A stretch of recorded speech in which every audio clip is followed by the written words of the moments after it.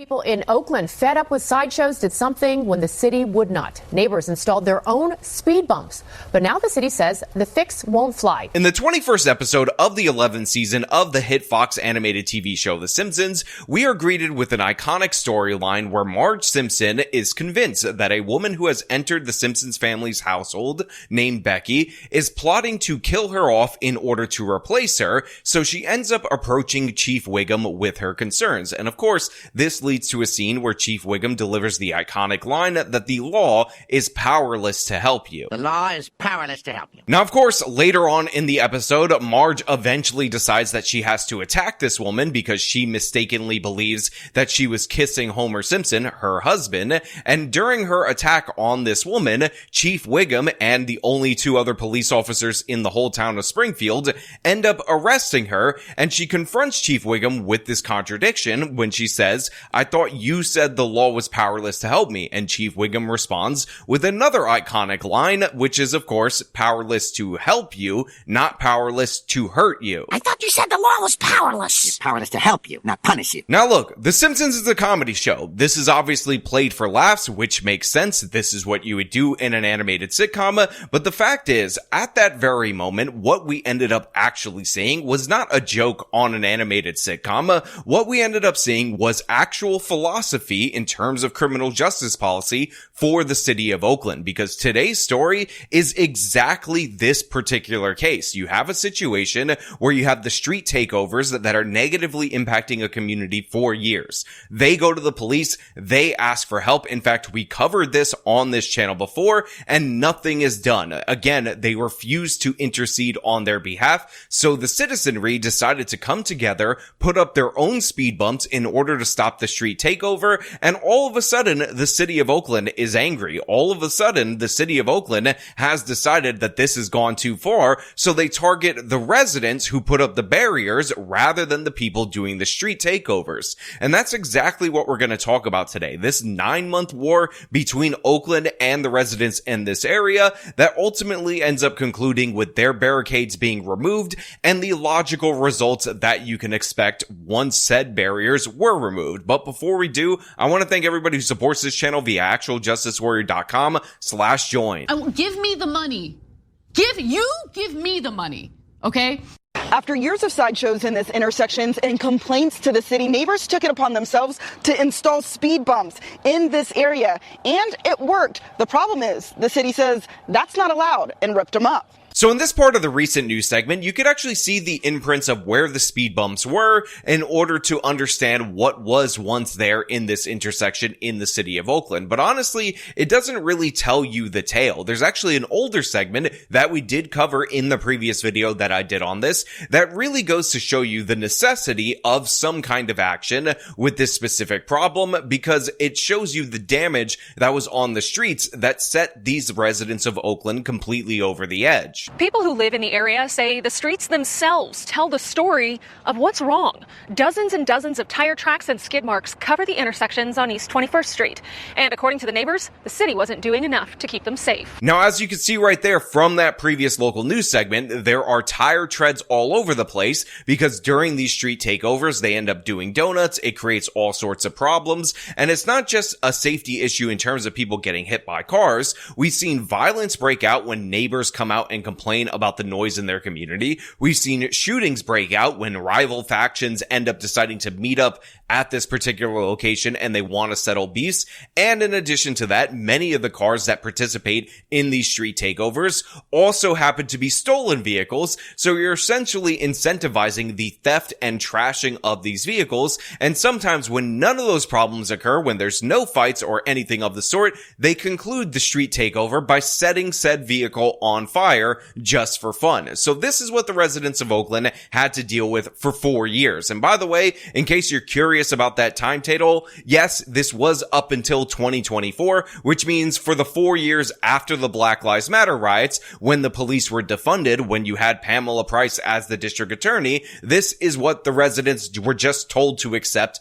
time and time again. So they took action, and one of the things that you'll notice about this particular intersection is that there are no tire treads here. here. There's no evidence of donuts or anything of the sort, and that is because after the bumps were put in, the street takeovers moved away to another location. They were no longer a thing. The fix that these people put in actually worked to address the problem that they wanted to address, that the city of Oakland was completely derelict in their duty in addressing. The city going broke and you guys wasting money on this? No, you guys did this illegal. That's video of Oakland Department of Transportation crews tearing up homemade speed bumps at East 21st Street and 19th Avenue this week. Neighbors installed them out of desperation 8 months ago after claiming they pled with the city for 4 years to address dangerous sideshows in the area, and nothing was done. We've had peace for the past 8 months, a hard-won peace. We paid for that peace without labor and money. And then the city overnight took it away without excuse and without notice. Now look, it is just factually true that the city of Oakland is broke. Mayor Sheng Tao ended up defunding the police during her reign as the mayor of the city of Oakland. She was recently ousted due to the fact that she had a scandal and there was a recall election. And of course, the cost of driving all these businesses out of Oakland, which by the way includes the only In-N-Out in 76 years to ever shutter a location, was obviously devastating. And this is one of the other costs that you don't see on a particular balance sheet, although that doesn't mean that the locals in this particular area don't have to deal with the consequences of the damage of these street takeovers. One of the craziest things is that the police won't break this up. They won't actually intercede on behalf of the community, but if a car ends up barreling into a store, and yes, we've covered these stories before, they will immediately come out the next day and start fining the property owner for not cleaning up the damage of a vehicle torpedoing their front door because it makes the neighborhood look bad. And of course, the city's got to get their money, but hold criminals accountable? No, absolutely not. Listen, if you want to steal a car in the city of Oakland, if you want to drive around and do donuts, the real issue in that situation is poverty. We got to go out and arrest poverty. When everybody figures out what poverty is wearing, call in the description of poverty's outfit and the Oakland PD will go out and make an arrest. But of the criminals, no way, absolutely not. They're doing donuts in this community, tearing up these streets, crashing into people, crashing into buildings, fighting people that try to stop them, shooting people that try to stop them because they're innocent Beba Angel Aladdins who didn't do nothing wrong and they just want to feed their starving family. Again, when they smash into your business, and by the way, this isn't even to take into account when they intentionally steal a car, crash into a business in order to steal from the business, but when they do it for fun, that's actually not fun. That's a symptom of systematic, structural inequality, according to the Oakland City Council. Michael Andamescal and his neighbors spent $3,000 installing the speed bumps. It's a DIY project Andamescal says the city's DOT director verbally approved last year. He said they were going to be replaced in 8 years when the street is repaved, right? So we're like, okay, we can work with that. The city told the group they were removed because they created a hazard. A day later, Andamescal says the sideshows returned. I just don't understand how that is less of a hazard than having speed bumps. So interestingly enough, in this particular situation, the neighborhood says that they got a verbal okay from the Department of Transit in the city of Oakland, which obviously was an okay that likely should not have been given if they were just going to turn around and attack them and remove these barriers. But it is absolutely hilarious that they're saying that these bumps are in fact a hazard, but the takeovers, the damage that's caused by them, that's no big deal. And of course, they ended up resuming that very night, and you have a man on the street saying, hey, look, this doesn't make any sense. How come this is considered a hazard, but that isn't considered a hazard? And I think what this man is failing to realize is that Democrats run the city of Oakland, so there's no logical rationale, and you're thinking too much because it just is the way it is. Again, Chief Wiggum, the law is powerless to help you,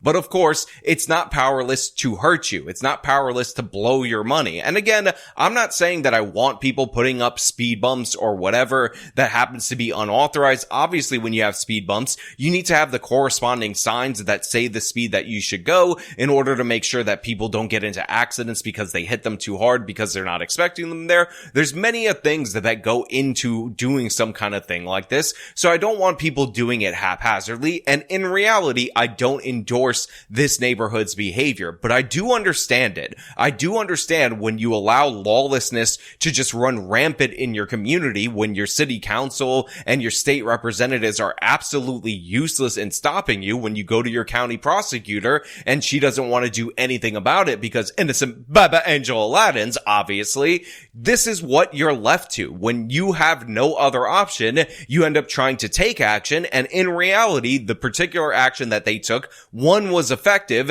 and two, was a non-violent form of resistance. Again, we talk about how the left constantly says that peaceful rioters that are burning down stores are actually just masters of peace, but in reality, this is a peaceful protest. This is peaceful civil disobedience, and yes, while it could theoretically, if done improperly, cause an accident, the street takeovers are a dangerous hazard that has caused accidents, that have led to violence, and those are just never addressed. Again, we talked about in a previous video on my channel about a Los Angeles street takeover where a mom was drunk with her 2 small children in the car doing donuts in her SUV, and the crazy thing about that is that she was not arrested for that, despite the fact that it was on film. And by the way, people in the neighborhood were so outraged by her piss poor behavior, they ended up yanking her kids out of the car just to get them away from her. That's where we are, where the criminals are realizing that the other criminals are so bad that they need to limit this. But the city of Oakland is like, no, we need to limit you, the citizens, because you should not be able to respond. Councilmember Charlene Wong took over representing the district the day after the removal. The new council member is frustrated residents and her staff weren't warned before the city scrapped the bumps.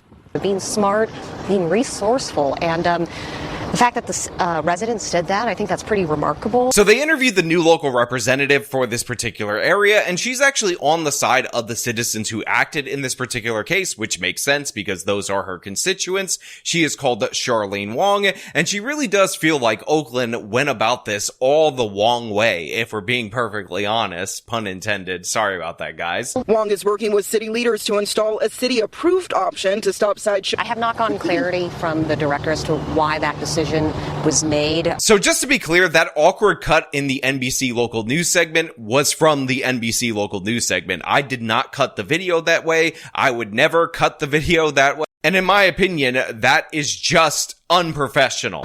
He has concerns around liability, but there's also the liability of already sideshows have returned. The city claims they're looking into the issue, but were unable to immediately comment on the removal or how they plan to address street safety in the area. Neighbors say they're prepared to bring speed bumps back if the city doesn't act soon. Now look, the neighbors are saying that if the city doesn't do anything about the sideshows, that they are willing to reinstall these particular barriers. They're willing to rebel against the city of Oakland. And honestly, Oakland is such a lazy, piss poor run city, like many places in California. The fact that it took them 8 months to remove these bumps really goes to show you that you can have an effective run installing them in your particular area in reducing these kind of problems as you see them. That being said, the core of the issue, to be totally fair to the city of Oakland, is in fact the liability issue, because if you have these sideshows and the police don't intervene and somebody gets hurt and or killed, for some reason, that's not on the city being derelict in their duty. However, if there's obstructions put in the road